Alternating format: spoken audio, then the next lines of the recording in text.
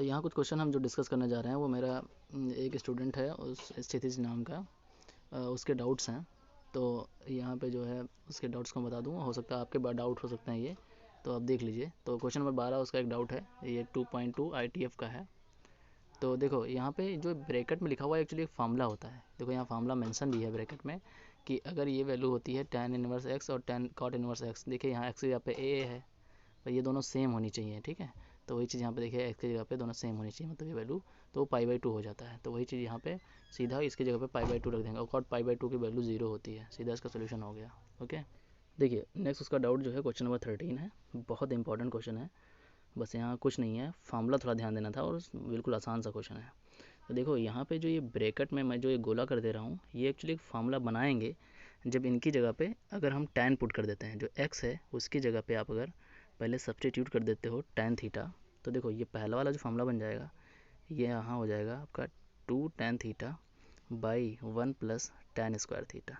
अब ये जो फार्मूला आपका बना हुआ है ये साइन 2 थीटा का फार्मूला बन गया, ठीक है, साइन 2 थीटा का फार्मूला बन गया। तो ये चीज़ साइन इनवर्स आगे है ही है यहाँ पे। अब ये साइन इनवर्स यहाँ पे अगर लगेगा तो ये आसानी से साइन कैंसिल हो जाएगा, तो केवल 2 थीटा बच जाएगा। सिमिलरली ये सेकंड वाला जो मैटर है उसका भी अगर आप देखोगे तो यहाँ भी अगर आप tan रखोगे y की जगह पे, ठीक है, तो देखो क्या हो जाएगा, ये 1 minus tan square theta plus में रखोगे तो ये हो जाएगा। अब ये बन गया cot 2 थीटा का फार्मूला। देखो ये फार्मूले ही ध्यान देने हैं आपको, ये cos 2 थीटा मतलब cos 2 थीटा का फार्मूला बनेगा। तो यहाँ देखिए cos इनवर्स आगे है, cos कट जाएगा तो यहाँ भी 2 थीटा बचेगा, ठीक है। तो आपको अलग अलग ये वैल्यू निकालनी है। देखिए यहाँ पे फार्मूले के बारे में समझाया गया है, ये आप देख सकते हो कि कैसे ये 2 थीटा और इन्होंने देखिए फाई किस लिए लेना है, क्योंकि यहाँ वाई है और यहाँ एक्स है, तो अलग अलग वैल्यू ले लेना। तो देखिए यहाँ पे ये दोनों वैल्यू आ जाएंगी, ठीक है। फिर इन दोनों वैल्यू को आप आसानी से पुट कर सकते हो फार्मूले में, ठीक। यहाँ पुट कर दिया गया और यहाँ 2 और 2 कॉमन कर लिया जाएगा और उसके बाद इस 2 से बाहर वाला 2 कैंसिल हो जाएगा और ये फिर फार्मूला लग जाएगा पुराना वाला जो आपको पता ही है। फिर tan इनवर्स से tan कट जाएगा और फाइनली यही आपका आंसर हो जाएगा, ठीक है। बहुत आसान सा था, थोड़ा सा देख लो समझ लो, ठीक है। फिर जो है उस बच्चे का एक डाउट और है, ये क्वेश्चन आप देख सकते हो, अच्छा सा क्वेश्चन है। ये है tan इनवर्स, उसके बाद लिखा हुआ है cos x minus sine x upon cos x और प्लस साइन एक्स, ठीक है। तो देखो यहाँ पे एक चीज़ आप ध्यान दीजिएगा, ये अब शॉर्टकट भी बता दूंगा और डिटेल में बता दूंगा। देखो यहाँ पे जो एंगल है ये आपको ये दिख रहे होंगे, यहाँ x है, यहाँ भी x है और यहाँ भी x है और यहाँ भी x है, यही एंगल होते हैं। तो ये चारों आप देख रहे हैं कि चारों जगह सेम है और ये सेम अगर है, ठीक है, तो पहले मैं शॉर्ट ट्रिक बता रहा हूँ, अगर सेम है और ये कॉस और साइन में ही होना चाहिए, ठीक है, तो क्या होगा कि आपको ध्यान देना है कि हम लिख सकते हैं डायरेक्टली इनकी जगह पे, इसकी जगह मैं बता रहा हूँ क्या लिख सकते हैं इस पूरे की जगह पे। पहले तो अपने मन से आप tan लिख लीजिएगा, ठीक, tan 45 ये लिखना ही लिखना है। अब ऊपर ध्यान देना कि यहाँ ऊपर जो है ये ऊपर अगर माइनस है इस जगह पे, अगर यहाँ माइनस है तो यहाँ माइनस लगाओगे, अगर यहाँ प्लस है इसकी जगह अगर प्लस हो तो यहाँ प्लस कर दोगे, बस इतना ही ध्यान रखना, ठीक है। जो ऊपर हो वही चीज़ वही साइन यहाँ लगेगी। उसके बाद जो हमने ये चारों एंगल आप देखोगे कि सेम है तो वही आप यहाँ पर लिख देना, ठीक है। तो यही एक्स लिख दिया, एक एंगल लिख देना है, तो ये हो गया। अब देखो आसानी से tan से tan इनवर्स कट गया तो 45 डिग्री माइनस एक्स बचा। तो 45 डिग्री अकेले नहीं लिखा जाता है, तो इसको आप रेडियन में कन्वर्ट कर दोगे तो ये π/4 हो जाएगा, ठीक है, 180 π/180 से मल्टीप्लाई करके, ठीक है। तो ये आंसर आपका आ गया डायरेक्टली। लेकिन ये आया कहाँ से, मैं ये ला के दिखा रहा हूँ आपको। तो देखो करना क्या है कि पहले तो आप ये लिखेंगे tan इनवर्स और cos x minus sine x upon cos x plus sine x, ठीक है। अब देखो आता कैसे है, इस चीज़ को देखो, इस चीज़ को कन्वर्ट किया जाएगा। पहले cos ऊपर नीचे कॉमन किया गया, मैं इस चीज़ को छोड़ देता हूँ, मैं इसको केवल सॉल्व कर लेता हूँ, ठीक है, क्योंकि यही तो मेन चीज़ है टर्निंग में। तो देखो cos कॉमन कर लिया गया, यहाँ से cos x कॉमन कर लिया गया, तो ये बच जाएगा क्या, कॉमन का मतलब डिवाइड होता है ना। तो देखो cos x यहाँ से गया तो इसमें भी डिवाइड हुआ, माइनस साइन x में भी cos x डिवाइड होगा, है ना, कॉमन का मतलब डिवाइड होता है। वही चीज़ आप नीचे भी करेंगे, तो नीचे भी आप क्या करेंगे, cos x कॉमन करेंगे तो नीचे भी वही प्रोसेस हो जाएगा, cos x upon cos x plus sign x upon sine x, sorry cos x common हुआ है, ठीक है। अब ये कैंसिल 1 ये कैंसिल 1 ये भी कट गया, ठीक। तो बच कितना रहा है, और इसके बाहर क्या चल रहा है, tan इनवर्स ये वाला चल रहा है, ठीक। अब देखो यहाँ से बचा क्या, यहाँ बचेगा 1 और ये साइन अपॉन कॉस हो जाएगा टेन, तो यानी 1 + tan x और नीचे सॉरी ऊपर होगा 1 - tan x और नीचे होगा 1 + tan x, है ना। तो ये आपका बच गया tan इनवर्स 1 - tan x और नीचे 1 + tan x। ठीक, ये बचा। अब देखो इस 1 की जगह हम क्या लिख सकते हैं, 45 लिख सकते हैं ना। tan 45 की वैल्यू 1 होती है, तो इसको लिखा गया है इसे। तो ये हम लिख सकते हैं tan 45 degree minus tan x upon 1 plus, यहाँ हम फिर से लिख सकते हैं tan 45 डिग्री, इसकी वैल्यू 1 ही होगी और tan x में मल्टीप्लाई होने कोई फ़र्क नहीं पड़ेगा। अब इस फॉर्मूले को आप देखिए ध्यान से, तो ये tan a + b का फॉर्मूला हो रहा है।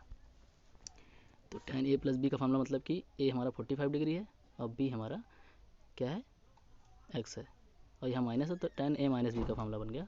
तो यहाँ हम लिख सकते हैं आसानी से tan इनवर्स, और ये लिख सकते हैं tan a - b मतलब कि 45 - x। देखिए वहीं पहुँच गए जहाँ हमने डायरेक्टली आपको बताया था स्टार्टिंग में। तो ये आप ध्यान रखेंगे तो आपको परेशान नहीं होना पड़ेगा, डायरेक्ट आप कर सकते हो। ठीक है, क्षितिज का अगला डाउट है क्वेश्चन नंबर 19। ये देखिए आपका यहाँ पे।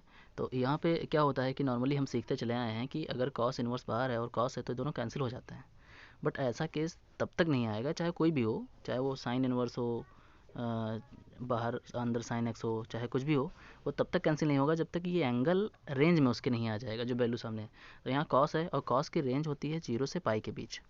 तो 0 से पाई के बीच ये नहीं है, अगर आप इसको ब्रेक करके देखोगे तो 0 से पाई के बीच नहीं है। ठीक है, ये बाहर चला जा रहा है। तो इसके रेंज में लाने के लिए हमें क्या करना होगा, तरीका बहुत आसान है कि आपको देखिए ये पूरी वैल्यू ऐसे लिखी रहने दो, ये कॉस इनवर्स ऐसे लिखा रहने दो और कॉस ऐसे रहने दो।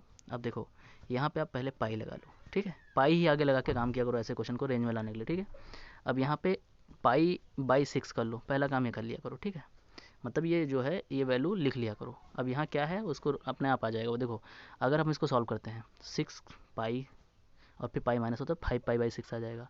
और आना देखो सॉल्व करने के बाद आना क्या चाहिए, वही चीज़ आनी चाहिए जो सामने यहाँ पे लिखी है। तो अगर हम यहाँ 2 लगा दें, 2 लगा दें तो 6 2 जा कितना हो जाएगा 12। अब 12 से कितना माइनस करें कि 7 पाई बाई 6 आ जाए। तो 12 से अगर हम 5 माइनस कर देते हैं तो ये आ जाएगा। अब ये देखो ये हमने एक कन्वर्जन कर दिया है और अब 2 पाई लग गया। तो आप जानते हैं कि 2 पाई क्या होता है, कि 2 पाई हमारा यहाँ होता है, ये होता है हमारा 90 यानी कि पाई बाई 6, और ये हमारा होता है पाई, ये होता है 2 पाई। ठीक है, तो 2 पाई और पाई पे कोई वैल्यू चेंज नहीं होती है जब अगर हम clock wise anti clock wise वाला सिस्टम अपनाते हैं तो यहाँ चेंज नहीं होगी। मीन्स कॉस तो ऐसे ही रहेगा और ये पाई बाई 6 वापस आ जाए। अब पाई बाई 6 जो है यानी कि ये कंडीशन कुछ ऐसी हो जाएगी, कॉस इनवर्स और कॉस ऐसे ही रहेगा और जो 5 पाई बाई 6 है उसको हम ऐसे लिख देंगे। ठीक है, ये सब छोटी क्लास में आपने पढ़ रखा है। अब देखिए 5 पाई बाई 6 जो है रेंज में आ चुका है 0 से पाई के बीच में।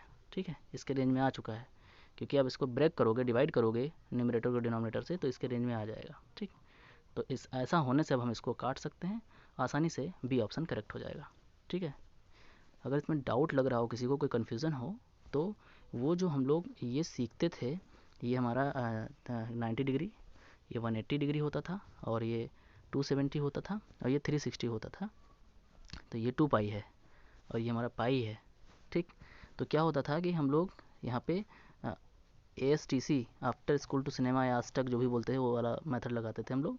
इसमें बोलते थे ऑल प्लस होता था, इसमें साइन और कॉस सेक होता था, इसमें टेन और कॉट होता था, इसमें कॉस और सेक होता था। तो वही वाला सिस्टम यहाँ देख लो कि यहाँ पे आया हुआ था कितना 2 पाई माइनस 5 पाई 6, है ना। ये हमने ब्रेक करके सॉल्व किया था। इसको सॉल्व करके हम इतना लाना था, मतलब हमने अपना एक्स्ट्रा काम किया ये चीज़ करने के लिए। फिर हमने 2 पाई पे जाके चेक किया, यहाँ पहुँचे 2 पाई पे, और उसके बाद हमें चलना नेगेटिव है तो किस तरफ चलना होता है, क्लॉकवाइज। ठीक है, इधर चलना था। तो इधर हमने चला तो देखा इसमें ये वाला जो होम है वो किसका है, कॉस का ही है, तो कॉस में पॉजिटिव रहेगा। ठीक है, और दूसरी बात हम जानते हैं कि 360 पे और 180 पे चेंजिंग नहीं होती है, मतलब वो जो कॉस था बाहर कॉस ही रहेगा और पॉजिटिव रहेगा। और ये एंगल हम लोग नॉर्मली 5 पाई बाई 6 लिख लेंगे और उसके बाहर कॉस इनवर्स था तो वो कॉस इनवर्स कैंसिल हो जाएगा और यही आंसर होगा। ठीक है, तो ये सब छोटी छोटी चीज़ें हैं, आपको ध्यान रखना होगा। नेक्स्ट डाउट ये है, आपको दिख रहा होगा ये क्वेश्चन, देखो क्षितिज, मैंने जो पिछले लेक्चर नीतीश का जो डाउट था एक, ये उस वाले लेक्चर में मैंने इसको सॉल्व कराया है बिल्कुल बेहतरीन तरीके से। आप वो लेक्चर देख लीजिए उसमें सारे अच्छे अच्छे क्वेश्चन मैंने सॉल्व कराए हैं और ये क्वेश्चन नंबर 9 मैंने उसमें करवा रखा है, ठीक है। तो आप अपना डाउट वहाँ जाके क्लियर कर लीजिए। बाकी ये क्वेश्चन नंबर 10 जो आपका है डाउट, और उसके आगे 11 जो डाउट है, इसमें एक चीज़ जो है उसको बोलते हैं रैशनलाइजेशन, ठीक है। तो देखिए क्षितिज, आप रैशनलाइजेशन पे फोकस कीजिए। रैशनलाइजेशन का मतलब क्या होता है कि नीचे जो टर्म है, ठीक है, जैसे देखो ये पूरा टर्म है, तो ये पूरा टर्म ऊपर पॉजिटिव में कन्वर्ट हो जाएगा, मतलब और मल्टीप्लाई हो जाएगा ऊपर नीचे, ठीक है।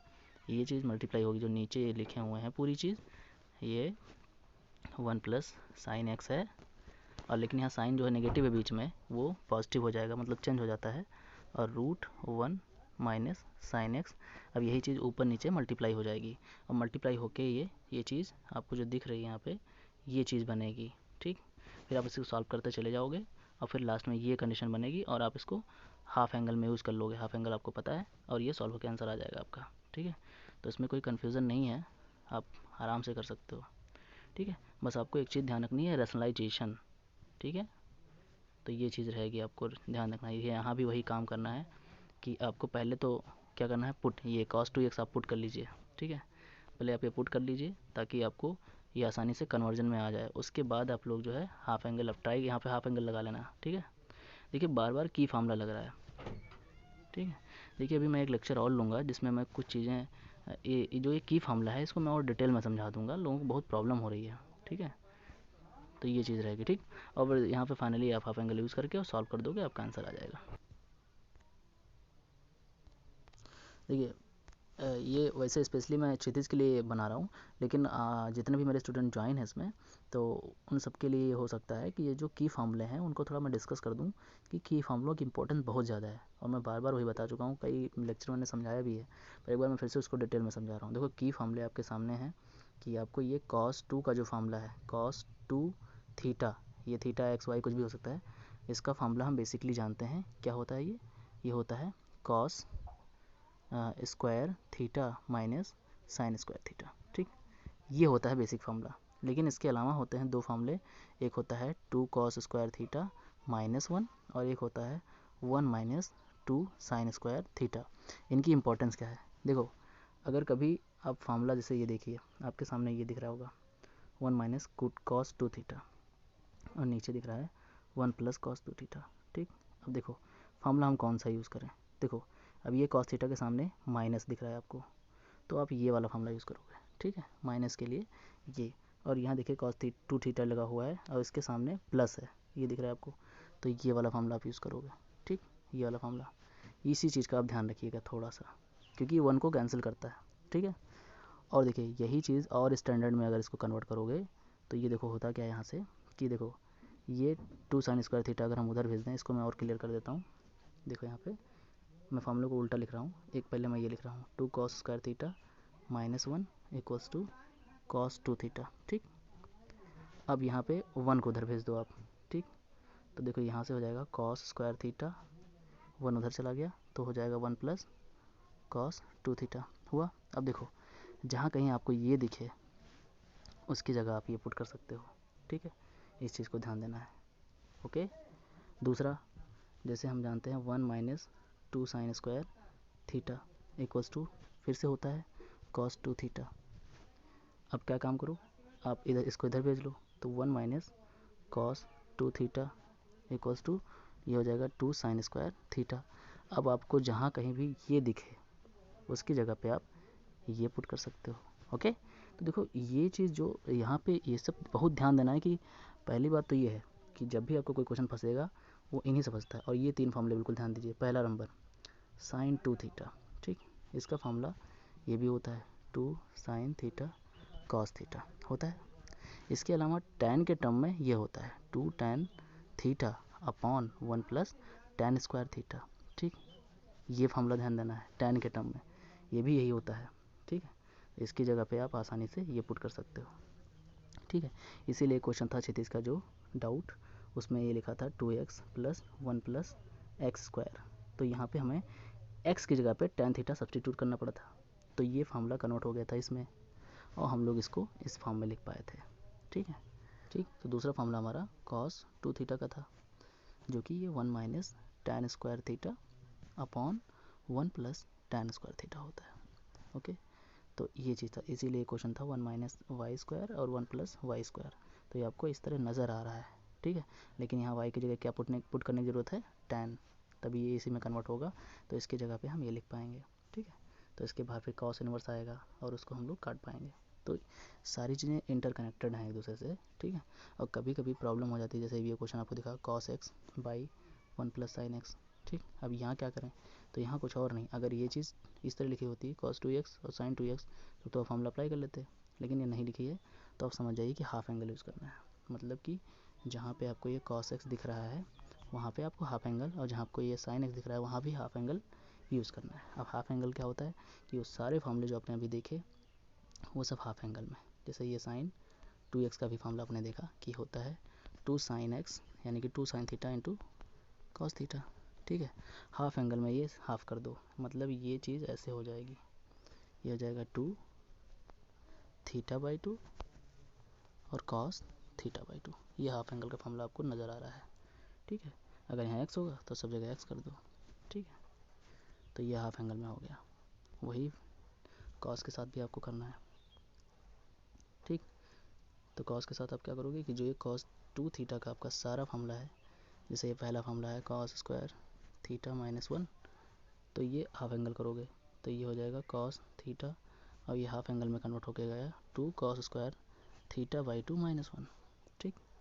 दूसरा हम उसी को साइन के टर्म में लिख सकते हैं 1 minus 2 sine square theta by 2, ठीक। तो ये सब आपको सारी चीज़ें माइंड में रखनी है, तभी आप लोग आसानी से कर पाओगे। बाकी मैं हर बार अच्छे से इसको डिटेल में समझाता रहूँगा, आप टेंशन मत लीजिए, ओके हो जाएगा, ठीक है।